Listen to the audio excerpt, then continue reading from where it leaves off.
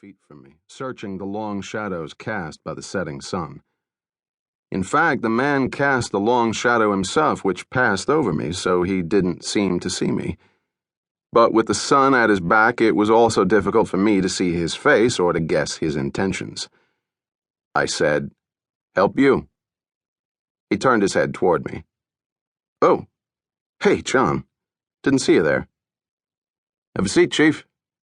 I slipped my revolver into my waistband under my t-shirt, then lowered the volume on Dancing in the Street. Sylvester Maxwell, a.k.a. Max, who is the law in these here parts, sauntered toward me and plopped his butt on the rail, facing me. He was wearing a blue blazer, white button-down shirt, tan cotton slacks, boating shoes, and no socks. I couldn't tell if he was on or off duty. I said, "There's some soft drinks in that cooler." "Thanks." He reached down and rescued a Budweiser from the ice. Max likes to call beer a soft drink. He sipped a while, contemplating a point in space about 2 feet from his nose.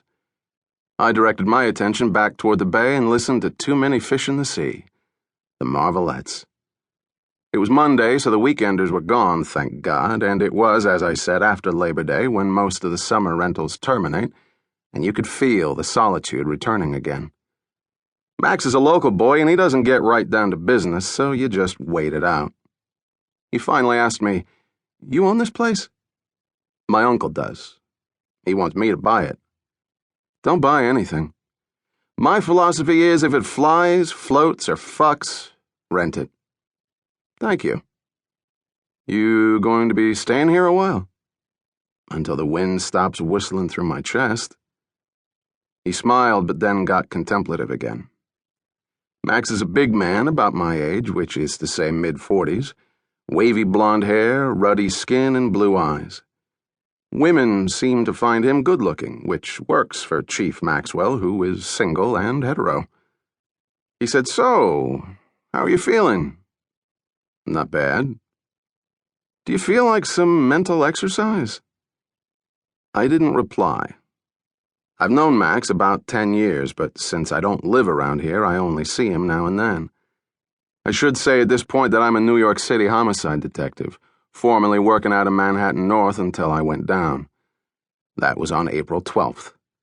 A homicide detective hadn't gone down in New York in about 2 decades, so it made big news. The NYPD Public Information Office kept it going because it's contract time again, and with me being so personable, good-looking, and so forth, they milked it a little and the media cooperated. And round we go. Meanwhile, the 2 perps who plugged me are still out there. So I spent a month in Columbia Presbyterian, then a few weeks in my Manhattan condo. Then Uncle Harry suggested that his summer house was a fitting place for a hero. Why not? I arrived here in late May, right after Memorial Day. Max said, "I think you knew Tom and Judy Gordon." I looked at him. Our eyes met. I understood.